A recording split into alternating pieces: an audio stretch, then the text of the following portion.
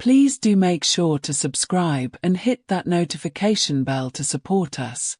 In a world where second chances seem rare, one little girl in a wheelchair and one misunderstood dog proved everyone wrong. People always told me that my life would be limited, that my legs had betrayed me, that my future would always look smaller than the dreams I carried. And yet, somehow, deep down, I knew I was meant for more. But nothing could have prepared me for the day I rolled into the animal shelter and locked eyes with the most feared, most aggressive dog they had. His name alone sent shivers down the staff's spines. They warned me, begged me not to go near him. His bark rattled the walls, his growl made even grown men step back. And yet, when his eyes met mine, something inside me shifted. What happened next would leave everyone, myself included, in tears. My name is Amora, and I've been in this chair for as long as I can remember. At first, the world looked at me with pity. The sympathetic smiles, the hushed whispers, the constant reminders of everything I couldn't do. But what most people didn't realize was that my heart was bigger than my body's limits. The day it all began was ordinary enough. The hum of the automatic doors as my mom pushed me into the shelter, the sharp smell of disinfectant in the air, the chorus of barks echoing through the halls. I'd come here looking for hope, for a friend, for a piece of myself that I felt was missing. But then I heard him. A thunderous growl shook the hallway, followed by a metallic crash as a large dog hurled himself against the bars of his cage.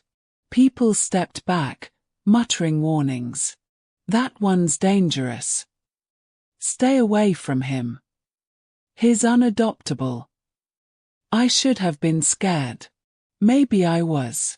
My heart pounded so loud I could hear it in my ears. But then I rolled forward anyway, ignoring the voices, ignoring the fear. Because in his eyes, past the rage and the fear, I saw something no one else seemed to notice. Loneliness. And in that moment, I knew this wasn't just his second chance. It was mine too. The closer I rolled toward his cage, the louder the growl became. His teeth flashed, sharp and dangerous, saliva dripping from his mouth as he barked with the fury of a storm. My mom's hand tightened on the back of my wheelchair. "Amora, don't," she whispered, her voice trembling. The shelter worker, a tall man with weary eyes, quickly stepped between us. "Sweetheart, that dog isn't for you. He's been through too much, he's unpredictable. We keep him here because no one else will take him, but he's not adoptable." His words should have ended it. But I couldn't look away. Because for one fleeting second, just beneath the snarl, the dog's eyes softened when they locked with mine. It was as if he was trying to tell me something, something no one else cared to hear.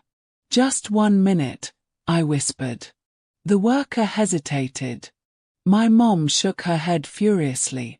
But I rolled forward, heart pounding, as the dog pressed his massive paws against the bars, growling low. I should have been terrified. But instead, I whispered, "Hi." And the strangest thing happened. He stopped barking. That night, I couldn't sleep. His face haunted me, not the snarling, angry mask he showed everyone else, but that hidden flicker of pain I had seen in his eyes. I knew that look. It was the same look I wore when people stared at my chair instead of me. When they whispered, thinking I couldn't hear. When they dismissed me, deciding what I could or couldn't do. That dog wasn't dangerous. He was misunderstood. And I couldn't shake the thought. Maybe we were both waiting for someone who believed in us. The next day, I begged my mom to take me back. She argued, cried, even begged me to choose another dog, a smaller one, a friendlier one. But my answer never changed. When we arrived, the shelter worker frowned. "Back again. For him." I nodded. Reluctantly, they let me near his cage again. The dog, they called him Titan, began his usual show, barking, snarling, throwing his body against the bars. But when I whispered his name, everything stopped. His ears perked up. His body stilled. He tilted his head. His eyes, they weren't angry. They were pleading. The worker stared, wide-eyed. I've never seen him do that before. Days turned into weeks. Every afternoon, I returned. At first, I stayed behind the bars, whispering to Titan while he paced back and forth.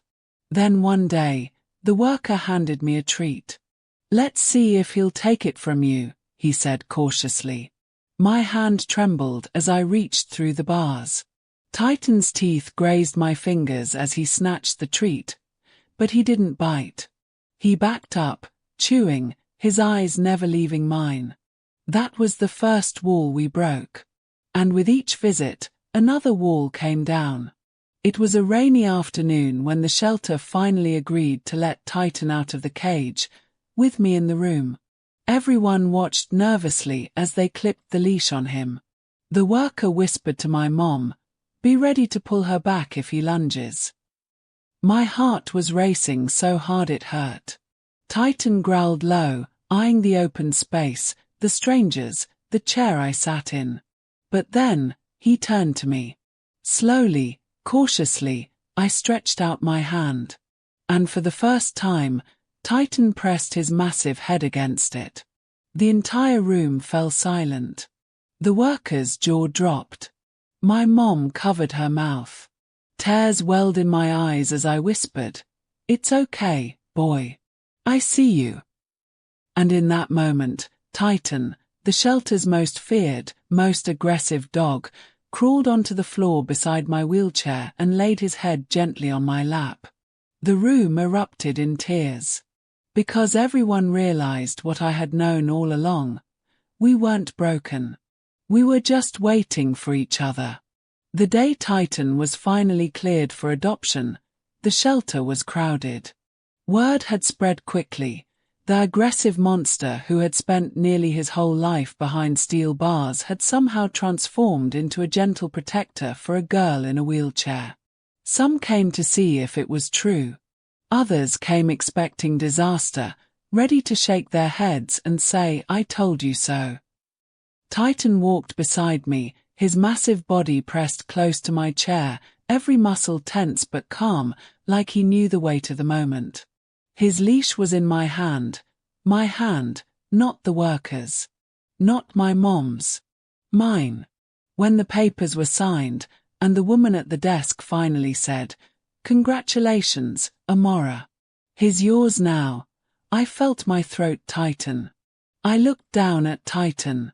He looked back at me with those same dark eyes that had once been filled with rage.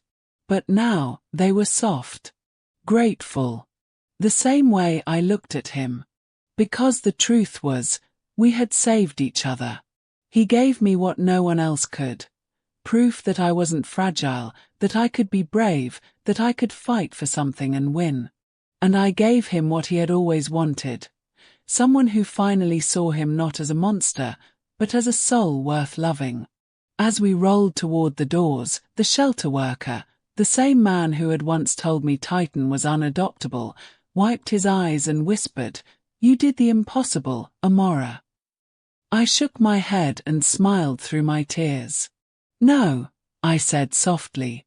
"We did." Outside, the sun broke through the clouds, golden light pouring over us like a blessing. Titan stopped at the door, glanced back at the building that had caged him for so long, then pressed his head gently against my lap. And for the first time in a long time, I didn't feel small. I didn't feel weak. I felt free. Because sometimes, the world doesn't hand you second chances. Sometimes, you have to find them. And when you do, they just might come on 4 legs, with a heart bigger than all your fears.